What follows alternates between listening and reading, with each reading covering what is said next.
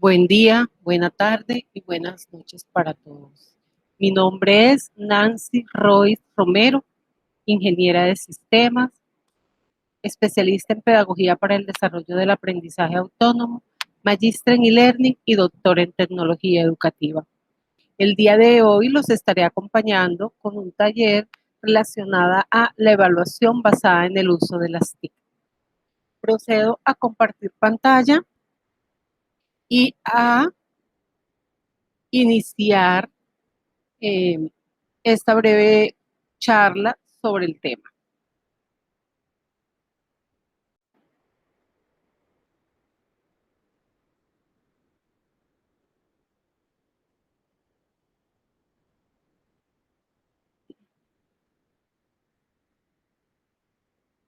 Bueno, nos encontramos en el 9º Congreso Nacional de Tecnología en la Educación, CONTE 2020. El día de hoy, como les decía, vamos a trabajar un taller relacionado con la evaluación basada en el uso de las TIC. Las temáticas a desarrollar es qué es evaluar, una aproximación holística, proceso de evaluación soportado en el uso de las TIC y herramientas TIC para la evaluación. Bueno, y vamos a iniciar con una actividad en una herramienta tecnológica que está catalogada como una herramienta para evaluación diagnóstica, pero pues en su momento la realizaremos y les explicaré cuál era el manejo que le íbamos a dar dentro de del taller. Por el momento vamos a dar la charla y inicio con unos conceptos generales sobre qué es aprendizaje. Conceptos tomados muy aleatoriamente, sin analizar años ni nada, sino con la finalidad de tomar en cuenta un concepto.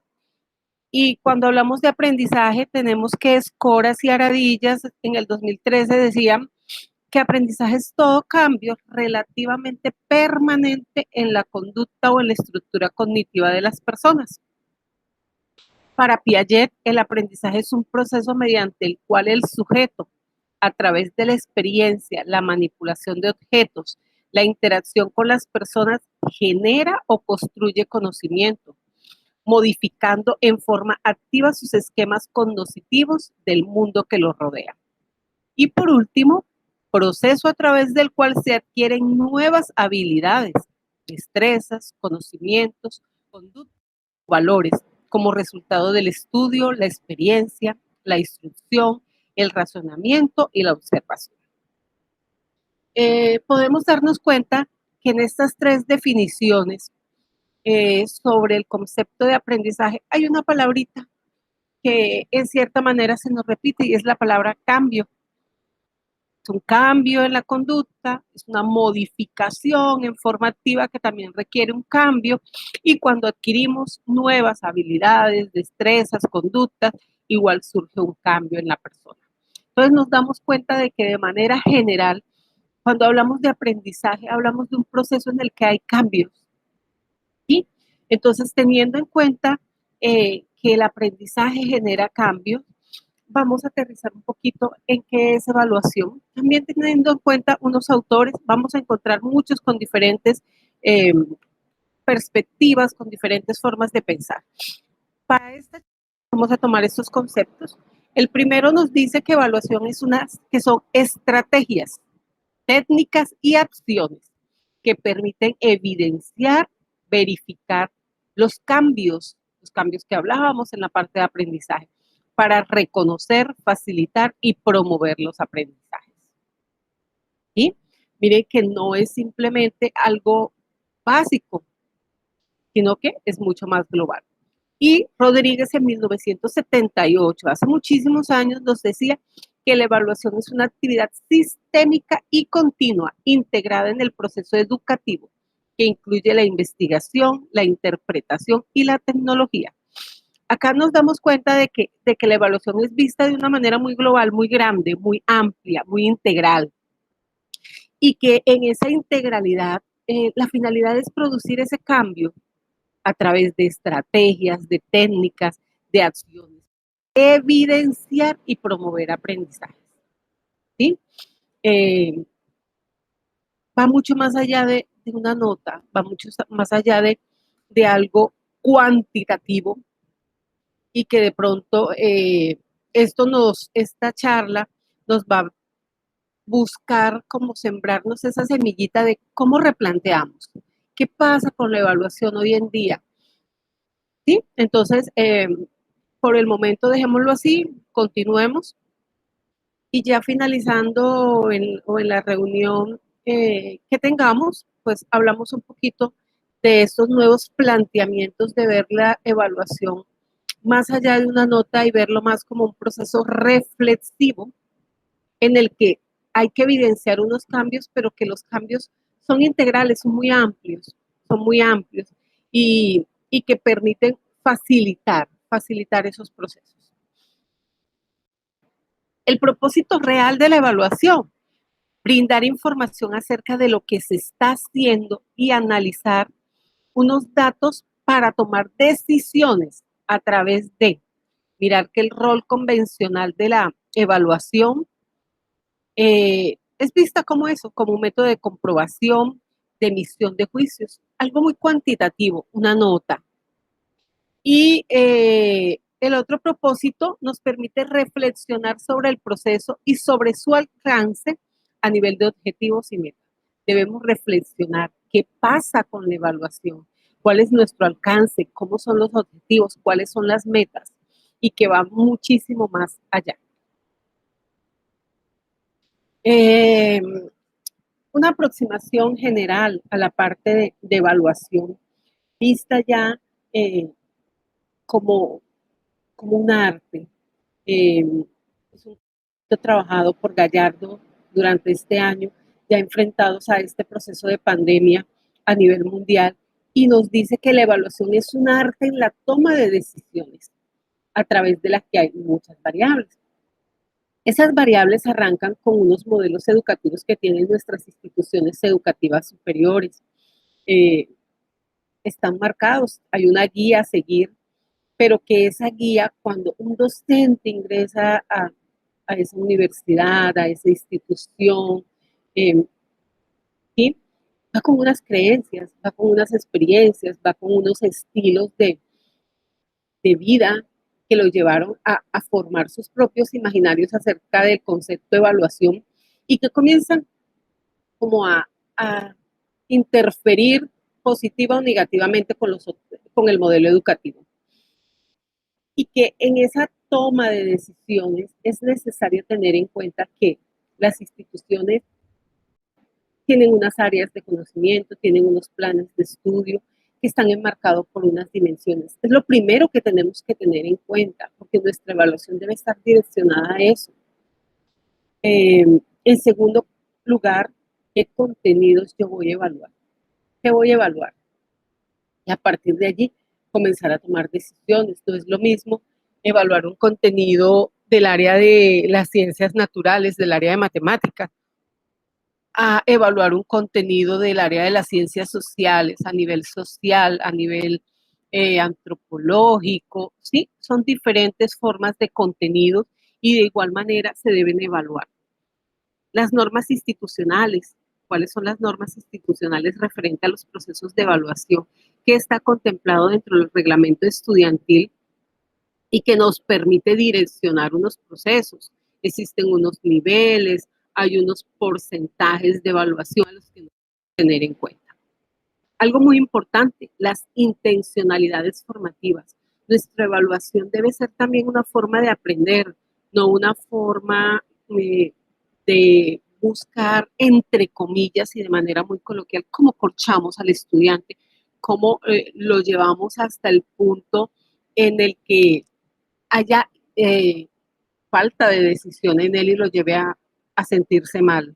No, tenemos que tener una intención pedagógica, formativa, y que esa evaluación le va a permitir a él también hacer unos procesos de reflexión en los cuales él sienta que si me fue bien, perfecto, puedo avanzar, puedo mejorar también, pero en caso de que haya algo mal, yo me puedo devolver a fortalecer para mejorar. Y por último, los mecanismos de evaluación. ¿Qué mecanismos estamos utilizando para evaluar hoy en día?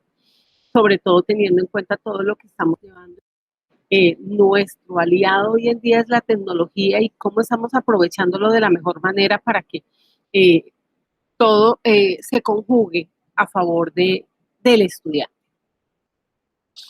Aquí antes encontrábamos tipos de tecnología. Aquí Gallardo también nos plantea algo muy diferente. Y esto con el fin de mirarlo como una intención formativa. Aquí ya no hay tipos de evaluación, hay intenciones de la evaluación. Y esas intenciones de la evaluación son las mismas que veíamos, no cambiaron, simplemente que se le está dando un enfoque nuevo, un replantear. Y la primera es la evaluación diagnóstica, es una evaluación donde analizamos conocimientos previos en los que buscamos saber, conocer qué sabe el alumno y que el alumno también sea consciente de ese proceso, de que tiene que hacer una búsqueda interna en su estructura cognitiva y mirar a ver qué tiene, qué hay. Esto con el fin de mejorar, ampliar, desaprender, aprender, visto de diferentes maneras. La segunda es la evaluación formativa, una evaluación que se realiza durante el proceso de aprendizaje y en el cual el estudiante, el alumno, está en pleno proceso de aprender y que puede estar en un semestre, en un mes, un curso, toda su carrera, o sea, puede ser visto de muchas formas y es formativa totalmente. La última intención es la evaluación sumativa y ya nos da un panorama general, un panorama final en el cual hay unos productos y que esos productos se ven reflejados en calificarse al final, pero que antes de una calificación, entiéndase por calificación un concepto, una nota cuantitativa, el estudiante debe ser capaz de analizar qué aprendió al finalizar ese proceso, qué hizo durante él, qué valor agregado hay de ese estudiante que en el momento que hizo una evaluación diagnóstica al momento que tiene una evaluación sumativa, cuál fue su valor agregado, qué cambió en él para que en realidad se produzca el tan mencionado aprendizaje con el cual iniciamos esta charla. Aquí hay un esquema y es un esquema tomado de un webinar muy interesante en el cual de manera general miramos ese transitar de una intención diagnóstica a una intención sumativa. En la diagnóstica inicio con un estado actual y va surgiendo cambios cognitivos, conductuales, pero vamos para un propósito, ¿sí? Voy para un propósito y ese propósito yo lo veo finalizando el curso, el semestre, la carrera, o sea, como queramos llamar esa etapa evaluativa, dependiendo, todo depende de lo que se está haciendo. Y que asimismo en ese progreso que yo voy haciendo, que voy generando unos cambios internos, igual me estoy formando. Durante todo el proceso voy evidenciando cambios dentro de mí y esos cambios van a ser evaluados a través de diferentes evidencias de aprendizaje que me llevan a ser consciente de ese progreso que tengo y que a su vez es deber de un docente retroalimentar. La retroalimentación, así como, como lo dice su propia palabra, hay alimento, retroalimenta al estudiante. Veamos esto como un aporte a él, como un aporte a que él sea capaz de mirar dónde hice bien, cuáles son mis fortalezas, cuáles son mis debilidades para poder continuar, potencializar esos procesos.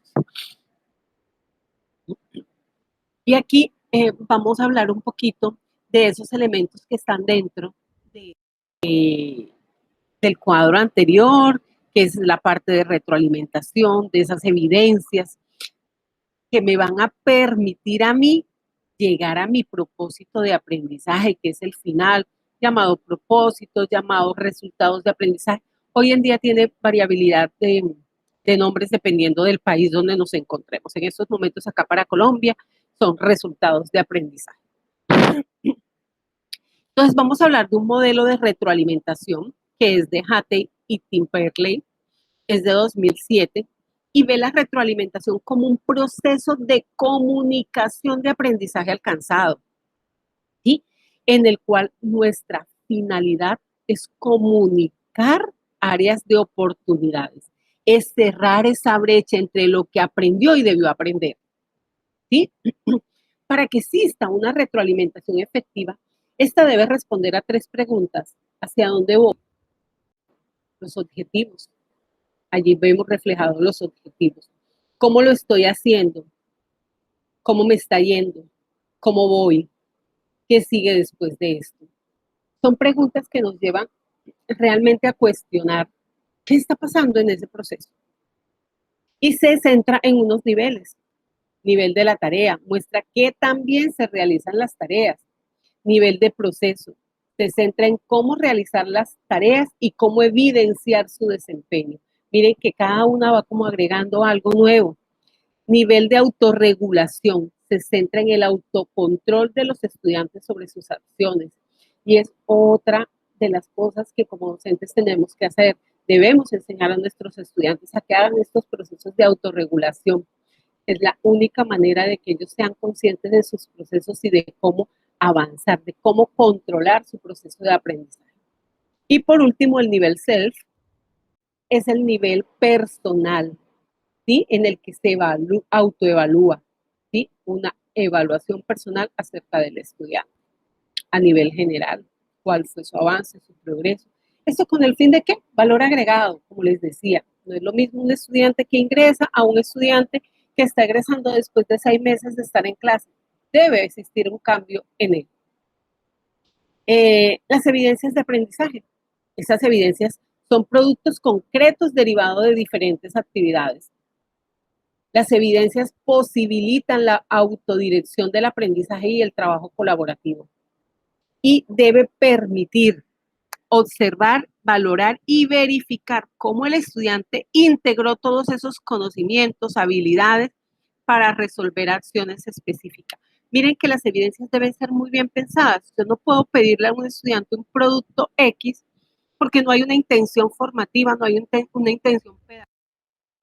Debemos construir realmente evidencias de aprendizaje que el estudiante pueda desarrollar durante el transcurso de su semestre, de su curso, de manera paulatina, pero que refleje que él es capaz de trabajar en equipo, de trabajar colaborándole al otro, de él mismo autodirigirse, de él integrar todo lo que va aprendiendo a situaciones reales. Y allí evidenciamos que estamos colaborando, que estamos ayudando a los estudiantes a ser competentes. Las evidencias de aprendizaje. Existen muchos tipos de evidenciar aprendizajes, los test, los cuestionarios, exámenes parciales, exámenes finales, igual con los productos, producto final o parciales, avances de lo que se vaya realizando, sustentaciones orales y escritas. Hoy en día, un concepto realmente nuevo, los exámenes controlados, en los que producto de todos estos cambios y del uso de la tecnología se llevan a cabo, que son sustentaciones orales por videoconferencia, exámenes sincrónicos por videos, conferencias en pequeños grupos, identificación biométrica.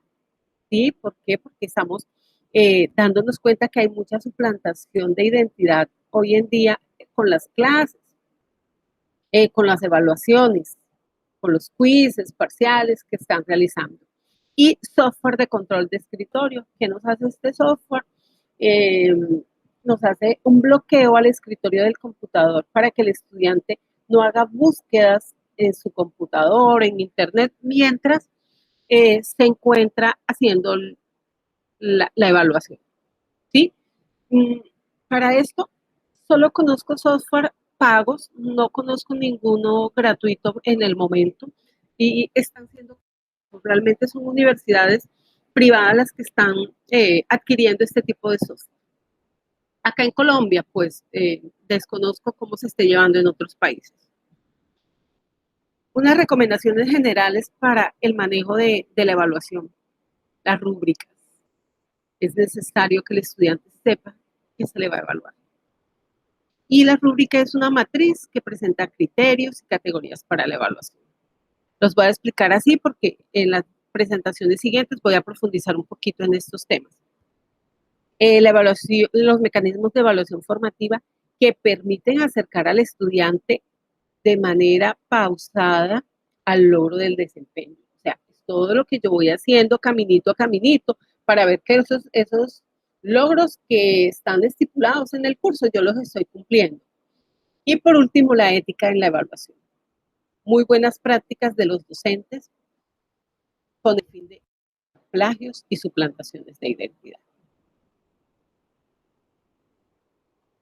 Cuando hablamos de rúbrica, como les decía, una matriz que se le presenta al estudiante, donde hay criterios y categorías sobre qué va a ser evaluado.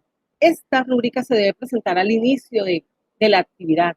Yo debo entregar la actividad y debo entregar la rúbrica para que él sea consciente qué se le va a evaluar y él sea el que decida qué hace y qué no hace. Y en segundo lugar, permite al estudiante que él establezca sus propias estrategias de autodirección y autoevaluación del aprendizaje.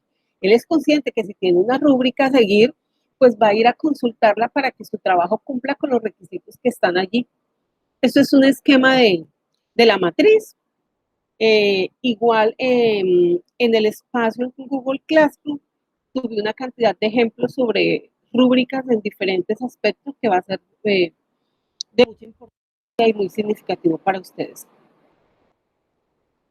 ¿Por qué debemos emplear las rúbricas? Mejora la enseñanza, mejora el proceso de evaluación, mejora el desempeño del estudiante en ese proceso de evaluación, mejora la calidad del aprendizaje, mejora las expectativas, mejora la orientación, mejora el proceso de autoevaluación. El mismo estudiante va a controlar ese proceso, mejora la calidad de las calificaciones. Y aquí es un ítem que está incluido dentro de evaluar. Y mejora el feedback, los procesos de retroalimentación, porque ya vamos a retroalimentar basándonos en lo que estaba contemplado al inicio. Pasos para crear una rúbrica. Vamos a identificar los objetivos de aprendizaje, que vamos a observar, que es el segundo paso, la calidad de esos productos, las características que lo convierten en algo de calidad. Crear los criterios de con lo que cuenta el objetivo de aprendizaje que el alumno debe demostrar. Aquí nos permite que organicemos en criterios y categorías, ¿sí? Donde ya yo estoy creando la rúbrica como tal y que el estudiante al final va a evidenciar eso. Y la última, describir. Ya aquí inicio a describir las características de cada criterio en cuanto a esos niveles de calidad que queremos en las entregas. Los mecanismos de autoevaluación, y ya esta es la segunda recomendación que estaba. Esos mecanismos de evaluación conllevan a retroalimentar. Visto eso, esa retroalimentación, como les decía, como un acto comunicativo en el que contribuimos e interpretamos el actuar del estudiante. ¿Sí? En el momento que estamos realizando esa parte de la retroalimentación, que es realmente el elemento importante en ese mecanismo de evaluación formativa, debemos utilizar verbos de acción que correspondan a competencias que los estudiantes deben desarrollar. Debemos ser conscientes como docentes cuál es el momento adecuado para dar esa retroalimentación. Todos los momentos no son aptos para hacerlo y como docentes debemos buscar eso y saberlo diferenciar, saberlo identificar y seleccionar los medios por los cuales vamos a hacer esa retroalimentación, que se debe hacer eficiente, debe permitirse y debe concertarse. Yo debo escuchar al estudiante frente a eso que yo le estoy diciendo, si es real o no. La última recomendación, la ética en la evaluación. La ética está alineada a un modelo educativo que tiene la institución, a unos procedimientos de evaluación, a que existe una confidencialidad en los resultados de evaluación, a que esa evaluación se debe convertir en una oportunidad de desarrollo. Y por último, el balance en las temáticas a realizar. ¿Sí? Cuando esto está claro, va a existir una ética en la evaluación y va a permitir calidad en esos procesos, a que no haya suplantación, a que no se hagan cosas indebidas dentro del proceso. Aquí vamos a hablar ya y ya nos enmarcamos ya a direccionar esa parte evaluativa al uso de las TIC. Y existe un proceso para llevarlo a cabo y La primera fase es la fase de planificación. Es una fase de cuestionamiento, es una fase, llamémosla como un diagnóstico previo que nos permite generar ese soporte para el proceso de evaluar. Y eh, debemos saber qué se va a evaluar, para qué se va a evaluar, por qué se va a evaluar, cuándo se va a evaluar, cómo se va a evaluar, con qué se va a evaluar y quién va a evaluar. Teniendo claro todas esas respuestas de las preguntas, ya generamos una idea global de para dónde vamos. Igual, el estudiante también sabe para dónde va. El segundo ítem del proceso, seleccionar o construir los instrumentos. Estos instrumentos están direccionados a la evaluación concreta. Y aquí sí tenemos que ser muy específicos, muy claros. Como les decía anterior, ¿cuál es la intención? No puedo evaluar un contenido con un recurso que no está apto para eso que yo quiero realizar. Debo seleccionar bien el instrumento. Debo construir un instrumento adecuado, tipificado y adaptado. Y debo aplicar herramientas o técnicas que permitan a mí el logro final. Entonces, como les decía, no puedo evaluar matemáticas con algo direccionado de pronto a la parte social, no puedo evaluar con un mapa conceptual líneas de tiempo donde existe una estructura para hacerlo. Entonces es como tener claro qué instrumentos yo voy a manejar. El tercer ítem en el proceso es valorar y formular los criterios de evaluación, la valoración de la información, interpretar y regularla, revisión orientada, integrada y diferenciada. Y por último, comprobar los logros. Y por último, la cuarta, no menos importante, la toma de decisiones. Es algo básico porque de esa toma de decisiones es que va a enriquecer esa parte de retroalimentación en el estudiante. Debemos verificar de valor, proponer decisiones de mejora, orientar el proceso, calificar los resultados, promover la recuperación, informar los resultados, facilitar la promoción y permitir la retroalimentación.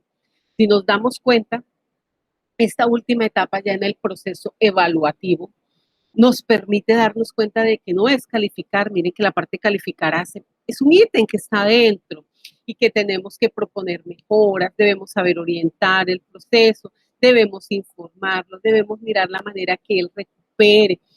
Teoría y error, de los errores aprendemos y buscamos cómo salir adelante.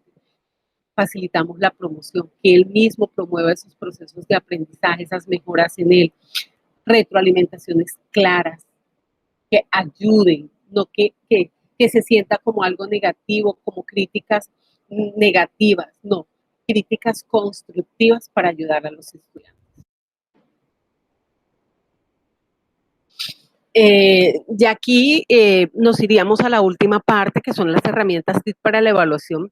Y hay una palabrita, una frase, la tenía anotada realmente, no sé cuál es el autor, y acá dice evaluamos, no las TIC, sino las actividades realizadas con las TIC. Y partamos aquí de otra concepción. Las TIC por sí solas no hacen nada. Las tecnologías son simplemente tecnologías que pueden ser buenas o malas. La intención, la intencionalidad, se la damos los docentes cuando hablo de acá de tecnologías a nivel de educación, claro está. Entonces, no vamos a evaluar la TIC, no vamos a evaluar la herramienta tecnológica, vamos a evaluar la actividad que se realizó con la ayuda de las TIC.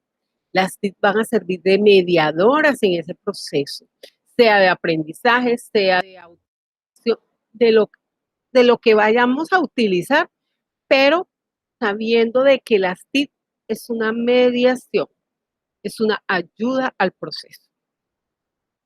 Y aquí nos damos cuenta de que existen muchísimas herramientas hoy en día que nos ofrece la web para hacer procesos de evaluación, para evidenciar, para recoger evidencias de aprendizaje y, igual que esas herramientas nos permitan que la evaluación sea formadora, sea orientadora y motivadora.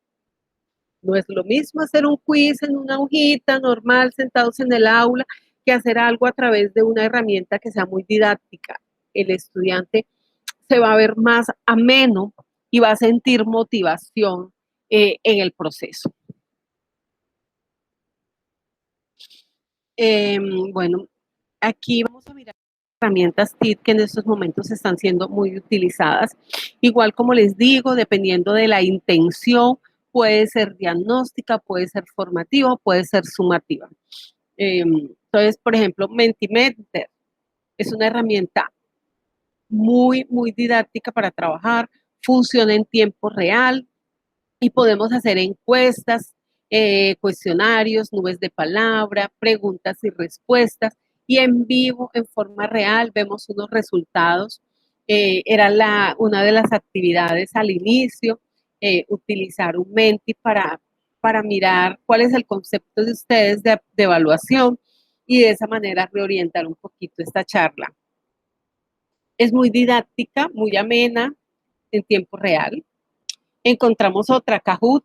Kahoot es relativamente nuevo, pero ha sido una herramienta que ha permitido innovar muchísimos procesos. Está basada en el concepto de gamificación, eh, muy innovadora y que hay muchas herramientas hoy para poder gamificar en las aulas. Kahoot es una de ellas y nos permite hacer cuestionarios tipo concursos en línea dependiendo de, bueno, ni siquiera dependiendo, porque realmente yo le he trabajado con estudiantes en la universidad de maestrías y eso, y realmente les gusta, es muy innovadora y genera como el gusto a sentir que se está compitiendo de una manera muy didáctica y que estamos aprendiendo de otra forma igual. Quidsi es una herramienta parecida a Kahoot. Eh, Responde de maneras, a crear cuestionarios también en línea, pero responde a 3 maneras diferentes. Se hace un juego así directo, tipo Kahoot. Se puede programar como tarea o se puede programar de manera individual, que el game sea solo para el estudiante. Aquí les comparto otras herramientas TIP, pero estas para hacer rúbricas, para que nuestras rúbricas queden sistematizadas y que hoy en día se han convertido en unos instrumentos que permiten mostrar los niveles de logro y el desempeño que tiene el estudiante. Rubistar, Evacolmits, Addition, eRúbrica, iRubric, CoRubric y Rubric Maker. Son herramientas gratuitas. Addition tiene una parte paga. Bueno, este esquemita de aquí está relacionado a esa nube de palabras inicial. Aquí termino con esta frase de Albert Einstein que nos dice que si buscamos resultados diferentes, no haga siempre lo mismo. Su direccionamiento es mirar que existen caminos para llegar al mismo sitio. Como docentes tenemos que buscarlos, tenemos que descubrirlo y mirar que todos estos procesos de aprendizaje, de evaluación, no podemos encasillarnos a una sola práctica. A veces un estudiante no funciona bien con cierto tipo de evaluación, pero con otra sí. Entonces, realmente la evaluación nos debe permitir verificar y comprobar de que él sí entiende eso y no que una nota lo está cuestionando. Entiendo en todos nuestros niveles académicos, a nivel de los diferentes países, de los diferentes cursos, debemos presentar una nota al final, pero tenemos que ir un poquito más allá, de que la nota vaya con otro proceso al lado y que debemos buscar esos resultados diferentes. Son los que van a enriquecer nuestros procesos y son como la manera como docentes nos vamos a sentir mucho mejor en el proceso. Les agradezco muchísimo que me escuchen. Está mi nombre, está mi correo electrónico en la universidad donde trabajo. Cualquier información al respecto, con el mayor de los gustos, le puedo colaborar o les puedo orientar. Muchísimas gracias por su atención. Muchísimas gracias también al grupo de profesionales de Conte por esta invitación. En estos momentos me voy al Meet para dar por terminada esta charla. Detengo la grabación. Muy buenas noches para todos. Gracias.